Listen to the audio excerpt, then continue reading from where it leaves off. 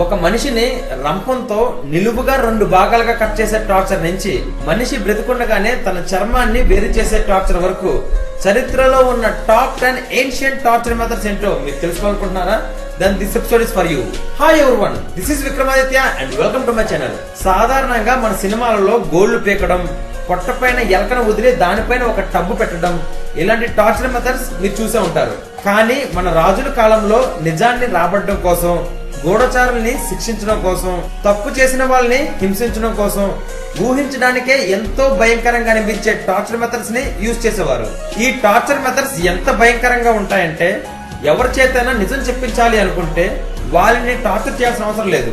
వాళ్ళ ముందు వేరే వాళ్ళని టార్చర్ చేస్తే చాలు, అది చూసే వీళ్ళు నిజం చెప్పేస్తారు.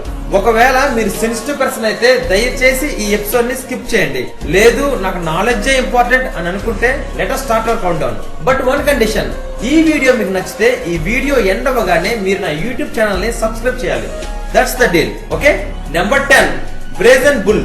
ఏథెన్స్ నగరానికి చెందిన ఫెలారిస్ అనే రాజు ఈ టార్చర్ మెథడ్ ని యూజ్ చేసేవాడు. బ్రాంజ్ మెటల్ లో ఒక పెద్ద ఎద్దు రూపంలో ఒక హాలో విగ్రహాన్ని తయారు చేయించాడు. దానికి ఒక తలుపు ఉంటుంది, అందులో ఒక 7 అడుగుల మనిషి కూడా సరిపోతాడు. తరువాత ఆ విగ్రహానికి పొట్ట కింద మంట పెడతారు. అప్పుడు ఆ విగ్రహం లోపల ఉన్న మనిషి తండూరి చికెన్ అవుతాడు. లోపల ఉన్నవాడి అరుపులు ఆ విగ్రహం నోటిలో నుంచి బయటకు వినిపిస్తుంది. అది కూడా ఒక పెద్ద ఎద్దు అరిచినట్టే వినిపిస్తుంది. ఇందులో స్పెషాలిటీ ఏంటంటే ఈ విగ్రహాన్ని తయారు చేసిన వాడిని కూడా ఆ రాజు ఇందులో పెట్టి పిజ్జా చేశాడు. Number 9 saying. ప్రపంచంలో చాలా మంది రాజులు ఈ టార్చర్ మెథడ్ ని యూజ్ చేశారు. ఒక మనిషిని 2 స్తంభాల మధ్యన నిలుచోపెట్టి తన కాళ్ళు చేతులు స్తంభాలకు కట్టి తల నుంచి కిందకి రంపంతో కోసి 2 భాగాలుగా చేస్తారు. కానీ ఇలా చేయడం వల్ల ఆ మనిషి త్వరగా చనిపోయి ఎక్కువ టార్చర్ అనుభవించట్లేదని ఈ ప్రాసెస్ లో చిన్న మార్పు చేశారు. ఈసారి మనిషిని తలకిందలుగా వేలాడదీసి అప్పుడు సాయం చేసేవారు.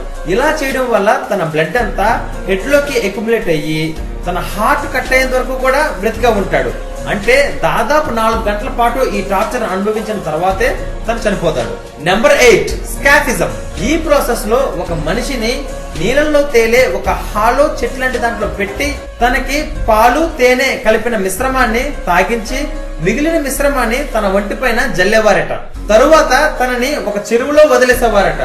ఇలా చేయడం వల్ల 2 ఉపయోగాలు. మొదటిది, ఈ మిశ్రమం తాగించడం వల్ల తనని ఎక్కువ కాలం బ్రతికేలా చేయడం. అండ్ రెండోది, ఈ మిశ్రమం వల్ల తనకి వాంతులు వినోచరాలు అయ్యి తన ఒంటి మీదే ఈగలు పురుగులు గుడ్లు పెట్టేలా చేయడం. అలా వచ్చిన లార్వా ఈ మనిషి బ్రతికుండగానే తన వంటిని డీకంపోజ్ చేస్తుంది. లిటరల్లీ తన శరీరం కులిపోవడం తను గమనిస్తూ ఉంటాడు. ఇలా దాదాపు 17 రోజుల పాటు నరకం అనుభవించిన తర్వాత వీడు చచ్చినట్టు చచ్చిపోతాడు. ఫ్రెండ్స్, ఒక మోస్ట్ ఇంట్రెస్టింగ్ కథ చదివితే చాలు అది ఒక మనిషి జీవితాన్నే మార్చేస్తుందంటే మీరు నమ్ముతారా? కేవలం ఆ కథ మీ పిల్లలకి చదివి వినిపిస్తే చాలు వాళ్ళ జీవితానికి కావాల్సిన విలువలు నేర్చుకుంటారు అంటే మీరు నమ్ముతారా? మీరు జీవితంలో అనుభవిస్తున్నా లేక రాబోతున్నా ఎలాంటి సమస్యకైనా పరిష్కారం ఒక కథ చదివితే చాలు మీకు దొరుకుతుంది అంటే మీరు నమ్ముతారా? Yes, it's possible only with the greatest epic ever told in the history of mankind. It's the Mahabharata. ఈ కథ ఒక సూపర్ హిట్ మూవీ కన్నా 100 రెట్లు గొప్పగా ఉంటుంది. It's a challenge. విక్రమాదిత్య మాటలో రాసిన మహాభారతం పూర్తి కథ 2 భాగాలలో పుస్తకం ఇంకా ఈబుక్ రూపంలో అమెజాన్ ఇంకా 43 ఆన్లైన్ స్టోర్స్ లో దొరుకుతుంది. ఈ పుస్తకం ప్రపంచవ్యాప్తంగా 54 భాషల్లో దొరుకుతుంది. లింక్స్ ఈ వీడియో కింద డిస్క్రిప్షన్ లో ఇచ్చాను, వెంటనే ఆర్డర్ చేయండి. ఎందుకంటే ఇది కేవలం ఒక పుస్తకం మాత్రమే కాదు, ఇది నీ జీవితానికి కావాల్సిన గ్రంథాలయం. Number 7 China bamboo. కొన్ని జాతుల బ్యాంబూ చెట్లు దాదాపు రోజుకి 3 నుంచి 4 అడుగులు పెరుగుతాయి. ఈ నేచురల్ ఫినామినాన్ని చైనీస్ టార్చర్ చేయడానికి ఉపయోగించేవారట. ఒక 4 అడుగులు పొడుగున్న బ్యాంబూ చెట్టు పై భాగాన్ని షార్ప్ గా చెక్కి దానిపైన అడ్డంగా ఒక మనిషిని వేలాడదీసేవారు. ఆ వెదురు చెట్టు పెరిగే స్పీడ్ కి ఆ మనిషి లోపల నుంచి బయటకు వచ్చేస్తుంది. తరువాత బ్లీడింగ్ వల్ల నెమ్మదిగా 3 నుంచి 5 రోజుల తర్వాత తను చనిపోతాడు. నెంబర్ 6 ఫ్లేయింగ్. 883 BCలో అషూర్ నసిర్ పాల్ అనే రాజు వాళ్ళ బందీలు బ్రతికుండగానే వాళ్ళ వంటి నుంచి చర్మాన్ని వేరు చేసేవాడట.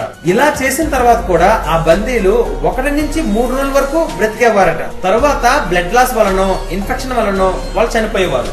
ఒక్కసారి వాడి పెయిన్ మీరు ఇమాజిన్ చేయండి. Number 5 breaking wheel. ఫ్రాన్స్ మరియు రోమ్ దేశాలలో ఈ మెథడ్ ని యూజ్ చేసేవారు. ఈ టార్చర్ అన్ని మెథడ్స్ కన్నా మోస్ట్ పెయిన్ఫుల్ మెథడ్. ఒక చక్రానికి మనిషిని కట్టి ఆ చక్రాన్ని నెమ్మదిగా తిప్పుతూ ఒక పెద్ద సుత్తితో ఆ మనిషి ఒంట్లో ఉన్న అన్ని ఎముకల్ని విరగొట్టేస్తారు, కానీ చంపరు. తరువాత ఊరు బయటని పడేస్తారు. ఆ నరకం అనుభవిస్తూ ఎండ వల్ల వచ్చే డిహైడ్రేషన్ తో 3 నుంచి 4 రోజుల్లో వాళ్ళు చనిపోతారు. Number 4, Spanish donkey. స్పెయిన్ లో యుద్ధ ఖైదీలని బట్టలు లేకుండా ఒక ట్రయాంగిల్ వెజ్ ఉన్న బెంచ్ మీద కూర్చోబెడతారు. తరువాత వాళ్ళ కాళ్ళకి హెవీ వెయిట్స్ ని కడతారు. గ్రావిటేషనల్ ఫోర్స్ వల్ల ఈ వెయిట్స్ ఆ ఖైదీని నెమ్మదిగా కిందకి లాగుతూ 2 ముక్కలుగా కట్ చేస్తుంది. Then ultimately death. Number 3, breast ripper. 15వ శతాబ్దంలో ఫ్రాన్స్ అండ్ జర్మనీ దేశాల్లో ఆడవాళ్ళు ఎవరైనా పెళ్లికి ముందు ప్రెగ్నెంట్ అయినా, మంత్రగతులు అని అనుమానం వచ్చినా, అక్రమ సంబంధం ఉందని తెలిసినా ఈ టార్చర్ మెథడ్ యూజ్ చేసి చంపేసేవారు. స్పైడర్ అనే ఈ డివైస్ ని యూజ్ చేసి లేడీస్ యొక్క బ్రెస్ట్స్ ని చీల్చేసేవారు. అక్కడ బ్లడ్ వెజల్స్ ఎక్కువ ఉండడం వల్ల బ్లడ్ లాస్ ఎక్కువయ్యి చనిపోయేవారు. ఇదైతే టార్చర్ కాదు, అరాచకం, లేదా వేరే కొత్త పదం ఏదైనా సృష్టించాలి. Number 2, crucifixion. ఇప్పటి వరకు మనం చెప్పుకున్న ప్రతి మెథడ్ శారీరక టార్చర్ మెథడ్ మాత్రమే, కానీ ఇది మాత్రం శారీరక మరియు మానసిక టార్చర్ మెథడ్ కూడా. ఈ మెథడ్ లో ఒక మనిషిని ఎన్ని విధాలుగా కుదిరితే అన్ని విధాలుగా జనం అందరి ముందు అవమానించి, శారీరకంగా హింసించి, ఒక ఎత్తైన ప్రదేశంలో ప్లస్ ఆకారంలో ఉన్న ఒక సిలువకి తన కాళ్ళని చేతుల్ని మేకులతో కొట్టి ఎండలో కొన్ని రోజుల పాటు నరకం చూపించి, ఇకపైన ఎవరైనా తప్పు చేస్తే ఇదే శిక్ష పడుతుంది అని వార్నింగ్ ఇస్తూ చంపేస్తారు. ఏదైనా తప్పు చేసిన వారే ఈ టార్చర్ మెథడ్ ని భరించలేరు, కానీ ఎవరో చేసిన తప్పు కోసం జీసస్ ఈ టార్చర్ మెథడ్ ని అనుభవించాడు. అందుకే తను వరల్డ్స్ ఫేమస్ గాడ్ అయ్యాడు. నెంబర్ 1, ఇంపేల్మెంట్. ఈ మెథడ్ లో ఒక షార్ప్ వుడెన్ పోల్ ని మనిషి యాసలో పెనిట్రేట్ చేసి దెన్ ఈ పోల్ ని నుంచోబెడతారు. తరువాత ఎర్త్ గ్రావిటీ వల్ల ఆ మనిషి తానంతట తానే కిందకి దిగుతూ ఆ పోల్ తన నోట్లో నుంచి బయటకు వచ్చేస్తుంది. కొంతమంది ఈ పోల్ మీద 6 రోజుల వరకు కూడా బ్రతిగా ఉన్నారు. 15వ శతాబ్దంలో వ్లాడ్ అనే రాజు దాదాపు 20,000 మందిని ఈ టార్చర్ మెథడ్ యూజ్ చేసి చంపేశాడట. ఈ మెథడ్స్ లో ఏ ఒక్క మెథడ్ యూజ్ చేసి మన దేశంలో నేరం చేసిన వాడిని పబ్లిక్ గా శిక్షిస్తే అసలు మన దేశంలో మానభంగాలుండవు, మర్డర్లుండవు, దొంగతనం నేరాలు ఏం ఉండవు, అసలు కోర్టులు పోలీస్ స్టేషన్లు అవసరమే ఉండకపోవచ్చు. ఫ్రెండ్స్, నెక్స్ట్ ఎపిసోడ్లో కంటెంట్ వేరే లెవెల్లో ఉంటుంది. Don't miss it. నేను రాసిన మహాభారత పుస్తకాన్ని ఇప్పుడే ఆర్డర్ చేయండి. లింక్స్ ఈ వీడియో కింద ఉన్న డిస్క్రిప్షన్లో ఇచ్చాను. అలాగే ఇప్పటి వరకు నా ఛానల్ని మీరు సబ్స్క్రైబ్ చేసుకుని ఉండకపోతే వెంటనే సబ్స్క్రైబ్ చేసుకోండి. Till then take care.